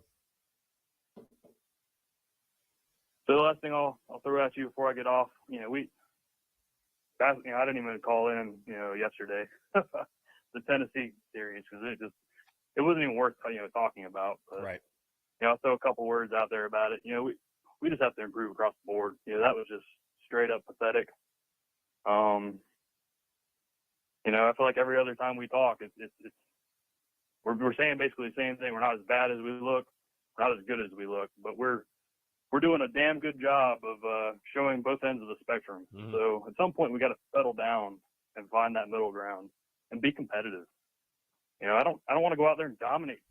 You know, of course I do want to go out there, but we're not in that situation right now where we have a team that's going to go out there and dominate teams like a Tennessee or a Vandy. But I want to be competitive. I want to have a chance to win. I don't want to be, you know, in third inning, fourth inning, and be like, here we go again. You know, might as well turn the game off because it's not even worth watching at this point. So I don't know how we get there, but got to figure something out. Yeah, I mean, at no point in any of the three games did you really realistically threaten to do anything against Tennessee. So it's all offensively. I mean, that's what it comes down to. I think you're pitching, and kudos to those guys because you're shorthanded. But you're throwing well enough to have a chance to win. But when you can't score, you know, man, it's obviously you have no chance. You have no chance. So got to find a way to score some runs, man. That's it. Bottom line, got to find a way to score some runs and get your hitters going. And you know, it starts tonight in the game at the Citadel because you're facing Vandy this weekend. And guess what? They're not going to feel sorry for you. And they've got fantastic arms as well. And, you know, if you don't get your head out of your ass, it'll be another weekend just like you had last weekend. And, you know, man, I just fear you start 1-5 or, God forbid, 0-6 in SEC play. And, I mean, you're really putting yourself behind the eight ball when it comes to the rest of the year. Yeah, I mean, I think we scored, like a combined 5 runs or something. I mean, do we have enough runs in all 3 games to even win one of the games? I don't think we did. No. So it's horrible. You know, you got to find a way to play. I don't know if it's small ball or what. You know, it seems like you're out there. You know, you hit a home run or 2 every game, but it seems like almost every time there's there's solo shots. You know, that don't really do a lot in terms of shaking up the scoreboard. So got to figure something out. It's gonna be a real long season if we have to continue this. Yep, got to shake up the bat rack. There's no question. Got to shake up the bat rack, man. You need your veterans like the Belks and the Maddens and the Eisters and the Wimmers. You know, you need them to do something, man, to get things going. Bottom line, you need a bunch of guys to get hot. So, like I said, it starts tonight, man. If you think things are bad right now, go lose tonight. I'm sure we'll all be real cheerful tomorrow. So, you got to go figure it out tonight, man. At the Citadel, starts tonight. Yeah, you know, the bad part about a midweek game, when you're having the kind of season we're having is, there's only one thing that can come out of a game like tonight, and that's a loss. If you win, you're expected to win, right? Nobody's really getting their hopes up or anything like that. You still get dominated by the SEC, but God forbid you go out there and lose. Man, it's like all hell breaks loose. We just want to throw the season away. So, I don't think we'll have too much issues tonight. I don't know how good of a program Citadel is. I think they're decent, but bottom line is there's no reason you to lose that game. No reason. So you just need to do what you've been doing, keep battling. Yeah, no, for sure, man. You got to have a bounce back performance. I think we will approach the game the right way. I only picked a 5-3 victory, but I do think, again, it's a game we should win. And it was an intense game last year, so I'll be really intrigued to see how Citadel approaches it. But again, it's just we can talk pitching, but it's all about swinging the sticks, man. It's just all about swinging the sticks. Are we going to swing it enough to, give ourselves a chance to win and build some momentum and have something to feel confident about going into the weekend against Vandy? I got 2 questions for you, and I'll let you go. First, I saw that Aiden Hunter is no longer starting, or maybe they just took him out for the time being. Maybe he'll continue to start. I don't know. Do you know if he's going to continue starting tonight, or do we have somebody else in our mind? What's the deal there? I have no idea. See, I never even saw him listed as the starter. So that's what people have been telling me. He was listed as a starter. I just saw TBA, but I don't know. I mean, I wouldn't be shocked if he still did start. I have no idea, man. I mean, I would assume it's probably going to be Johnny Holstaff and everybody's going to throw. So I don't know. Okay. And, do we think we do something to shake up the battering order, whether it be tonight or going into the weekend? Maybe we can make some drastic moves of guys around to try to ignite some life. Do we throw somebody else in there to, Well, yeah, and see, I'm a bit torn on that because on one hand, yeah, you can shake up the lineup. This is the time to do it in the midweek, but at the same time, you got your core guys and they need ABs. The only way to get out of a slump is to hit your way out of a slump. Taking guys out does not help. You saw it last year with the third base position where they just never really settled on one guy And so nobody was ever able to get in a groove. And you had like 3 guys hitting between 200 and 220. So I like giving other guys opportunities. Don't get me wrong, but your core guys, the only way to get out of a slump is to hit your way out of a slump. So I think you need to let them hit, man. Let them hit. Let them figure it out. You know what I mean? You should be able to have some more success tonight against a pitching staff that's nowhere near what Tennessee was. So I think if you want to switch a couple guys here and there, fine, but you got to let your core guys, like I said, the Belks, the Maddens, the Wimmers, the Braswells, you need to let them hit their way out of slumps and get something going and build confidence. Yeah, for sure. Yeah, hopefully Braswell can get a hit tonight. He didn't do so great this past weekend. No, he did not. 0 for 10 with 6 Ks. Yeah, he did not have a great weekend. We were expecting that slump at some point. I think we found it. So hopefully he can hit himself out of that. Yeah, exactly. All right, man. Well, good talking with you. I'll catch you next time. Yeah, man. Appreciate it, Brian. Thanks so much for the call. 843-790-3377. Robbie Davis texts in and says that he's got South going to beat in the Citadel 6-4. So there you go. Robbie Davis has locked in with his prediction for the game. And I'd love to hear you guys' thoughts on the game as South kind of travels down to Joe Riley Park in Charleston, South Carolina to take on the Bulldogs of the Citadel. Guys, we're going to jump into a quick break. More of your questions, comments, calls, and more on the other side. You're tuned in to the Daily Crow.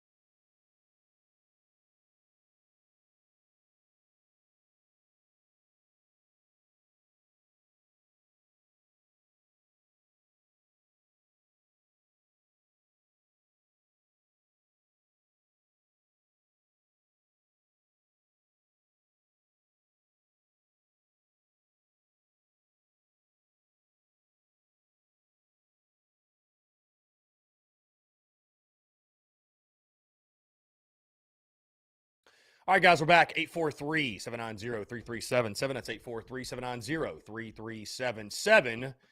Would love to continue to hear from you, your questions, comments, and calls. We actually had a missed call over the break. So if you do need or if you do want to call back in, would love to hear from you. Austin Greer chiming in. He says the Citadel will win tonight, 6-3. Okay, bold pick, bold pick.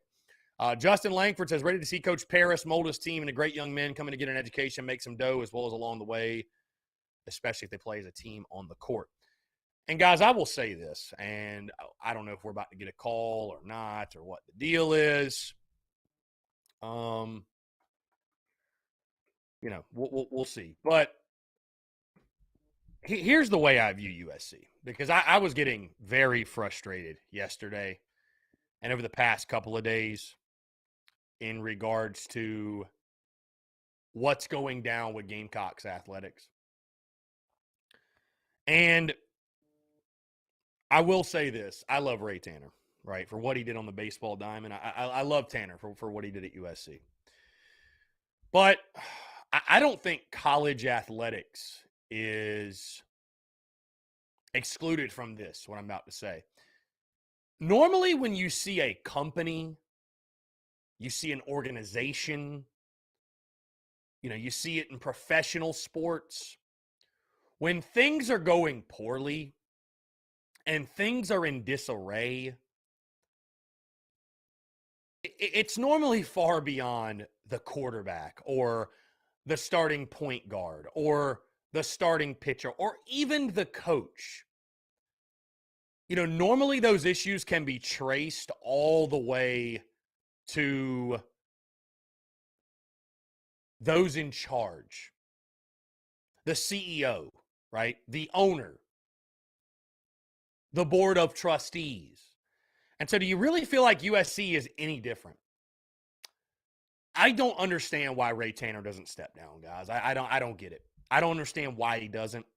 And I don't spend a lot of time talking about the board of trustees at USC because, number one, I'm not well-versed enough and know enough about them to go on and on and on and on and on about it. And also, it's so far out of our control, I would much rather focus on the actual field of play and what's going on. But the University of South Carolina, I mean, I hate – maybe this is harsh. It just feels like it's rotten to the core. Every single time there is a decision of any sort that needs to be made, it just seems like it is a big dysfunctional mess. And I just question the grown-ups, the adults in the building. I question them. I question them when it comes to decision-making. Why does it seem that every single time there's a decision to make, whether it be who the president is, who the next coach of this is or that is, and it's not all the time, but too often, it feels like we have egg on our face and we look stupid. We look incompetent. Why? Let's jump to the phone lines here. Justin, what's up, man? How are you? Yeah, good, Chris. How about you? I'm doing well, man. Appreciate you asking. What's going on? Hey, Chris. I was kind of impressed with how about Lamont Paris. I don't know anything about the guy, but I'm going to give him a chance, you know. Well, that's all we can do, man. I mean, you're a Gamecock, whether you like it or not. So that's all we can do. We're just going to rock with it and see what happens. I mean. Oh, yeah. Hey, Chris, one thing about B.J. Mackey, look, I knew he's not going to get the head coach job because he doesn't have no head coach experience. He needs more experience, you know. B.J. Mackey you're talking about. I mean, yeah, I mean, obviously the fact he had never been a head coach before, I think might have deterred South kind of off the hiring. But, you know, I mean, Lamont Paris is damn near just as big a risk as B.J. Mackey would have been. So, hey, listen, I'm behind Lamont Paris 110%. But, again, what other choice do we have? And I hate to put it that way, but what other choice do you have, man? You're a Gamecock through and through. Unless you're about to change fandoms or just give up watching sports, you got no other choice than to cheer for the guy. Oh, yeah, that's true, Chris. Hey, Chris, if everybody is, hey, it may work out, it may not, you know? It may work out, it may not, my friend. That is a really good way to put it. That is a really, really good way to put it. Yeah, well, and the thing about it is, can he get DJ back in the wheel, you know? Gigi Jackson? Yep. That's a great question, man. I have no idea. I have no idea, to be honest with you. I have no clue whether that's still a realistic possibility or not. So. Yeah, because anytime you hire somebody, it's a risk, right? And you gotta know what you could. Yeah, it's a risk. You know, yeah. Anything about Gigi, he said, "Man, should I meet the coach or just wait and see how he does?" You know. Right. Right. Yeah. No, I mean, it's a risk, no doubt. I mean, if you can get Gigi Jackson still, that'd be great. I'm not banking on it. I got to be honest, man. I don't know why Gigi would come here. So I didn't know why he'd come here when Frank was the coach. So I'm not holding my breath when it comes to Gigi Jackson. I'll put it that way. Yeah, I'm not holding my breath either, Chris. And Chris, I got here, man. The thing about Wade Taylor, he needs. I don't know about him as an AD, Chris. He takes too long with these. Yes, he goes over the Sean Miller thing, right? I mean, yeah. Well, again, it's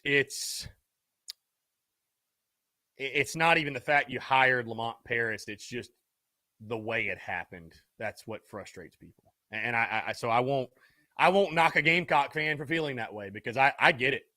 I get it. I totally get it. Yeah. Yeah, Chris, I was frustrated too. I mean, hey, how could, hey, Chris, here's the thing about this. It is so hard to hire basketball coach these days, you know? Right. Right. Yeah, no, for sure. I mean, you know, just, again, though, I will not knock a Gamecock fan for how they feel and how this went down, because it wasn't the greatest thing in the world. So, yeah, just tough, man. I don't know. We look fucking stupid again. So whatever. It is what it is. Yeah, Chris, if they might wait till, you know, he may not be a great AD, but he's such a, you know that. Yeah, yeah. I mean, listen, I got a lot of love for Ray. I just, at this point, I wish he'd step down. I'm tired of Gamecock fans dogging Ray Tanner. I'm tired of his legacy being quote unquote tarnished or what have you. He doesn't need to do this. He has nothing to prove to anyone. He needs to do nothing for me. Just sail off in the sunset, Ray Tanner. Please. Just do us all a favor. Yeah, I agree, Chris. And Chris, look, man, it's just too much to deal with. You know, look, you put Gamecock in a pickle, you know. Yeah. Yep, for sure. Yeah, for sure. Like I said, it's just it's the way it happened, not who you landed on, but the way you got there. That's what I think frustrates people. Yep. Hey, Chris, we'll see how this goes, man. But have a good one, my brother. Yeah, man. I appreciate the call, Justin. Thanks so much. You're welcome. Yeah, man. Take care. Great stuff. Yeah, guys, you can probably hear my frustration. I'm tired of being the fan of the team that's incompetent like that. I just being a Gamecock is not for the faint of heart, man. And you know, and then you got Johnny Slapdick, old Coach Ford Slapdick wants to come in here, and the one coach that's had success in his first year and is doing great things wants to come in and just slam him. And it's like, dude, like, give me a break, man. Like, do we not have enough chaos going down right now? Do we not have enough? You want to pile it on even more, my guy. Austin Greers is just a wild question. Would you take Tanner as call from Derek, the next Gamecocks baseball coach? No, I would not. He doesn't want to coach baseball. 1 to send a voice. Derek, what's up, man? How are you? man, I'm good, brother. I think Ray Tanner needs to retire, find himself a house on Hilton Head Island, and just be a consultant down there or something for the kids down there. I mean, his time is up. Like you, brother, I was frustrated. I saw where LSU had picked up a coach, and I'm like, damn, what the hell is going on with South Carolina? And if I'm being honest with you, brother, I truly believe South Carolina is a football and baseball university. We don't give a damn about basketball. And the only reason why I believe if that Dawn Staley got her money, because she was always preaching attendance. Like, we led the country in attendance for this amount of years, so forth and so on. And for her to make the money that she was making, yes, she went to one final. She got the championship in 2017. We know that, or whatever it was. Hell, I don't forgot.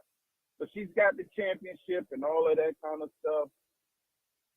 And the attendance that she was getting, it justified her making the money that she's getting. Now, if we would have lost her due to money, then it would have been a black eye. Mhm. But when it comes to that basketball, man, it's like we go to the damn yard sales on Saturday looking for a goddamn coach. That's literally what we're doing.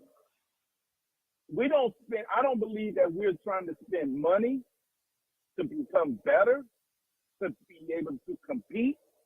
We're not doing nothing. We are a real shit show. That's really and truly what we are.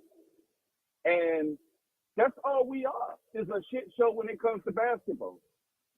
Hell, we might not even be able to make the goddamn South Carolina high school tournament. Hell, we might not even be able to put butts in seats. We are just not a really good program when it comes to basketball. We have to get that out of our damn mind that, oh, we want this type of coach and we want that type of coach. South Carolina don't give a damn about none of that. We care about football and baseball. And Kingston gets his shit together, I guarantee you, they're going to up his salary. Why? Because he is doing what he's supposed to do, because that's the only thing we love, football and baseball. I am a Gamecock fan. I love it, all of that kind of stuff. But the expectations of what we think, this guy Paris might be a damn good coach, but I guarantee he probably not making as much as, you know, some of these other guys that's coming in. I saw one report, the LSU coach, he got a long extended contract, but he's making like $5 million. I would be surprised if Harris is making $2 million. I would definitely be surprised. But if this guy is going to work, he's going to have to build this shit from the grassroots. He's got to go to every school in South Carolina. Hell, he might have to give away 3 tickets for somebody to come in there, because that's the only way that he's going to do it. And if he builds it, then we'll get behind him. But one thing I know, one thing for certain, people show, we are a shit show, and I'll listen to what you got to say, brother. Have a good one. God damn. Folks, that was a legendary call. And I think Derek speaks for a lot of us, how we're feeling right now. I hear you, man. Listen, I hear you. That was a legendary call. I truly, I mean, you really, because I feel the same. I can't even front and act like I don't. I feel the same, and I'm frustrated. I'm you know, and it's not really taking it out on Lamont Paris, but man, just the last couple days or so, just of what's unfolded, and it's frustrating, man. Like I said, being a Gamecock is just simply put not for the faint of heart. So there you have it. I think that call very well represents the mood of the fan base. I really do. Let's jump to the phone lines. Rebecca, what's going on? How are you? I'm doing good. How about you? I'm doing well. Appreciate you asking. What's going on? And nothing much. So, are we playing somebody tonight? We play the Citadel, yes. Okay. They can kiss my ass. I needed that today. I needed that. Thank you, Rebecca. I needed that. Boy, I appreciate it.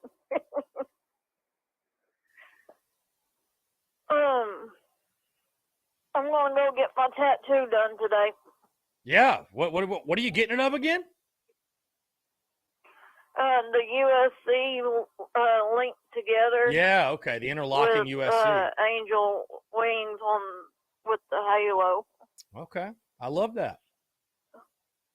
Yeah, that's for in memory of my favorite great aunt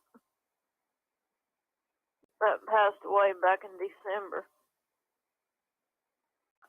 That's my way of, honoring her, Mm-hmm. I love that. Love I, that.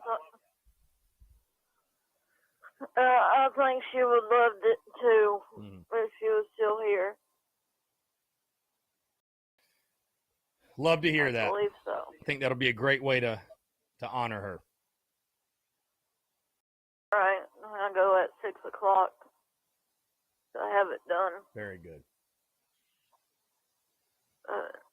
Are we playing anybody this weekend? We play Vanderbilt Thursday through Saturday.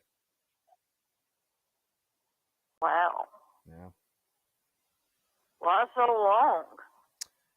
Thursday, Friday, Saturday, just a 3-game series. You aiming to go up there? You gonna stay? The in games Columbia? are in Columbia. Oh. The games are at home.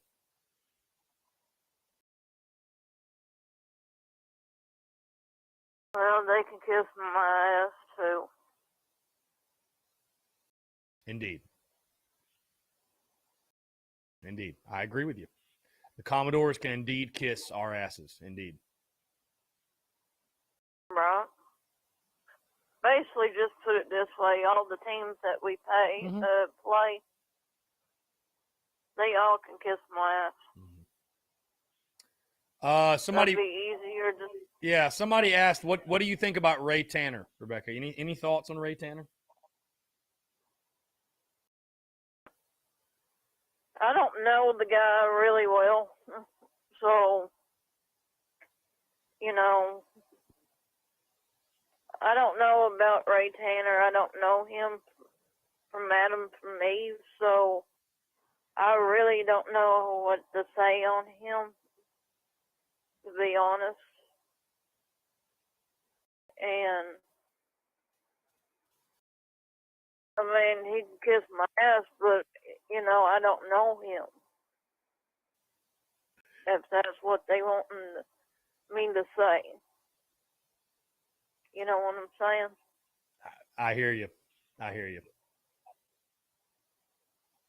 I mean, I'm sorry to put it that way, but if they wanted to hear me to say it, Listen, I think there's many Ray Tanner there's many a Gamecock fans out there that would say that Ray Tanner can kiss their ass. I got to admit. So. other than that, I don't know him personally. You know what I'm saying? Mm-hmm. Oh yeah. If I knew him really well and knowed him personally, then that's different. Mm-hmm. For sure, yeah. But he can still kiss ass. It's fine. I mean, people wants to hear it. I'll say it again. Ray Tanner can kiss my ass. Kiss everybody's ass. There you go. Love that. Love that, Rebecca. Poetically put as always. Poetically put as always. Right.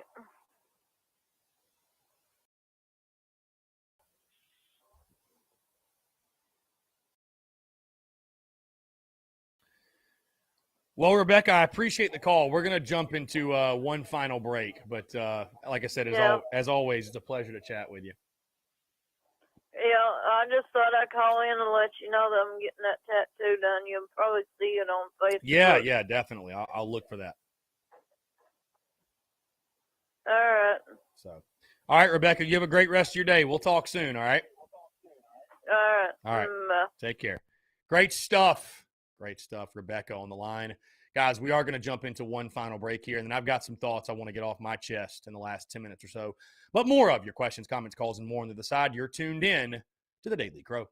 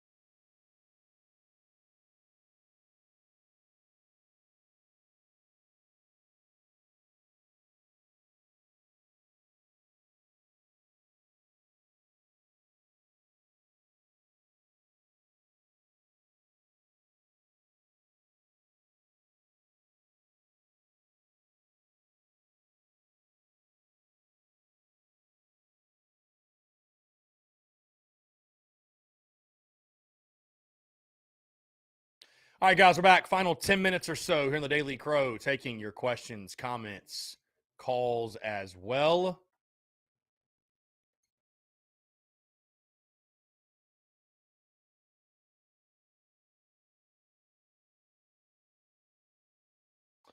Let's see.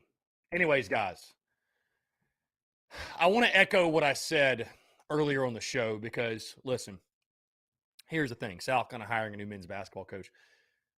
Whatever your take on Lamont Paris is, totally fine. It's a risk. It's a roll of the dice. I don't really have as much issue with Lamont Paris being hired as I do the way it went down and the game plan or just lack thereof from the higher ups at the University of South Carolina. And this is not a one-time thing, right? That's the bigger issue. I'm not even sure Gamecock fans are upset with the Paris hire. They just don't trust Ray Tanner. And they just don't trust the decision makers. And I can't blame them. Because, again, this is far from the first time something like this has happened where we look like we have egg on our face. We look incompetent. We look out of sorts. And so I focus on, when in regards to content, play on the field, the coaches, but because I feel like that's sort of out of our control. But, God, I wish Ray Tanner would step down. And, God, I wish the adults in the room could figure it out. I wish we had leadership at the University of South Carolina we could feel confident in. How does that change? I don't know, guys. I don't know. I'm just yet a humble podcaster. But, my God, why does it feel like every time there's a coaching search or there's just a decision to be made, we find a way to fumble the bag? Why is that? And so I understand fans' frustrations in that regard. Again, Lamont Paris, you can love him, you can hate him, whatever. It's not even who you hired. It's just how you ended up there. That's the most frustrating part. I think that's truly what's gotten under fans' skin. So, again, guys, 843-790-3377. That is 843-790-3377. I do want to continue to hear from you. Let's see. Oh, sorry about that.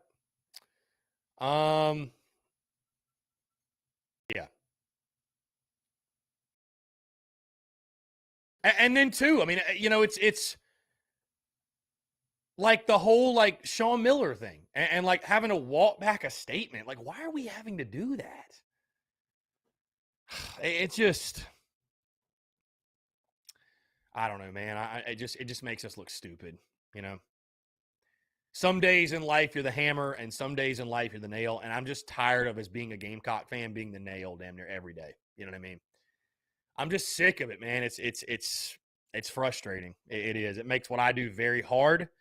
And listen, I'm a Gamecock through and through. I mean, we're not going anywhere, right? We're not going anywhere.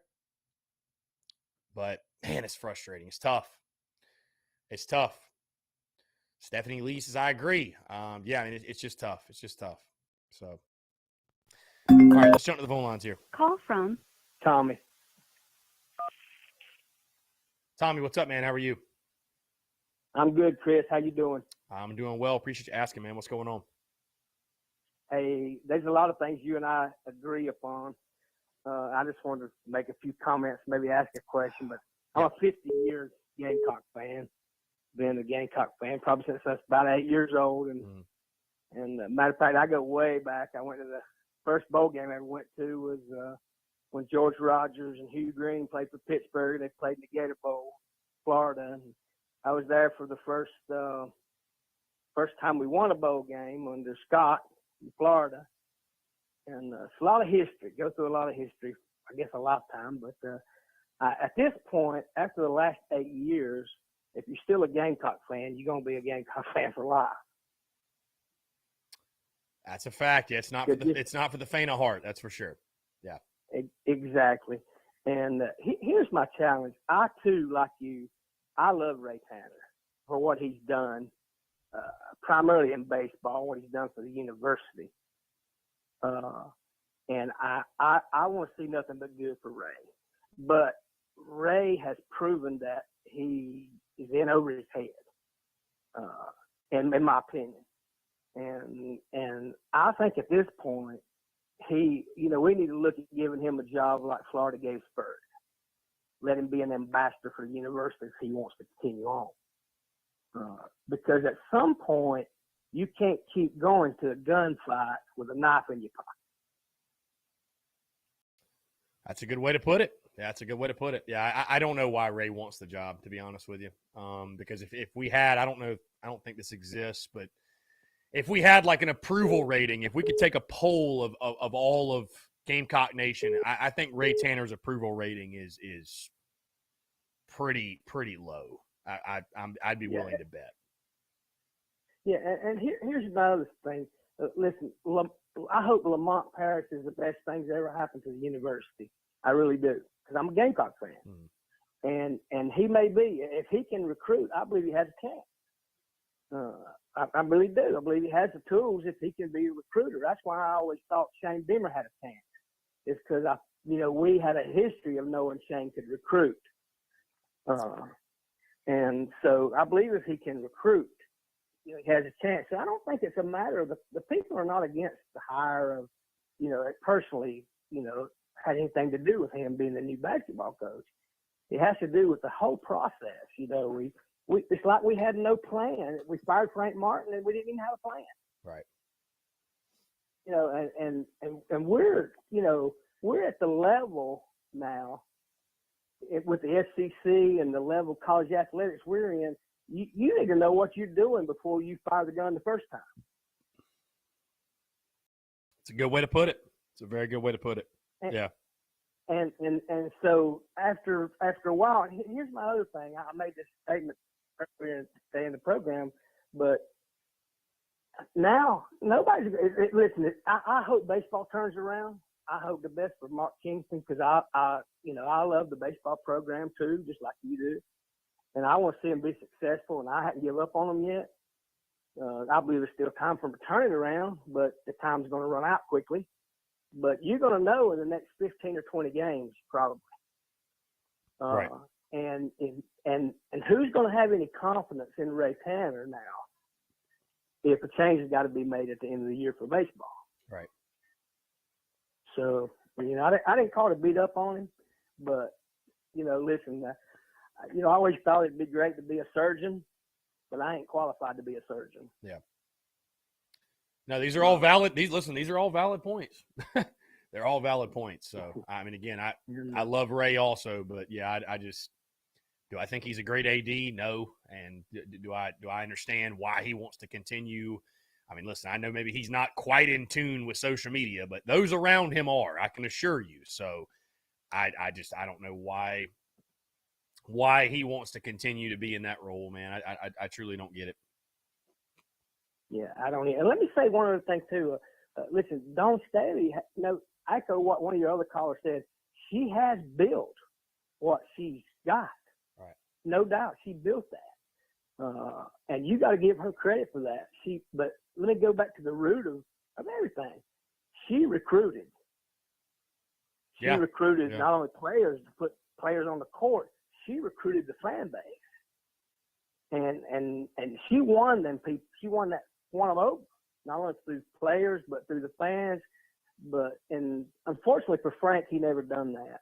Mm-hmm. And I like Frank. I hope the best for Frank. I wanted Frank to be a winner, but it came to a point, like it's come to a point with Tanner, that you knew that it was stagnant and it was never going to get better. Mm-hmm. Yeah. And so anyway, that's my 2 cents. Yeah. Yeah, no, very well put, man. I appreciate the call and the insight. And like I said, I think it was very well said. So, no, I appreciate it. Thanks for what you do and giving us a platform. Yeah, man. Hey, I appreciate you. Thanks so much, man. We'll talk soon. Hey, great stuff. Great way to end it there as well. Great way to end it. Appreciate you all tuning in. And I will say this, I didn't address it. Let's all be nice in the comments. Let's people call in, respect those that call in. And I will say this: if there's people you don't like, you don't want them to call in, then clog the phone line so they can't call in. You know what I mean? Call the phone line so they can't call in. You know. Either way, hey, I appreciate all the people that call in. I really do appreciate, and because without you guys, without the callers, without those that comment, TDC wouldn't be what it is. Guys, it is 2:00 though. We're going to get out of here. Appreciate you all tuning in. Stay tuned to all the content. Obviously, content bleeding out the eyeballs. We got the game tonight against the Citadel, 7:00 first pitch.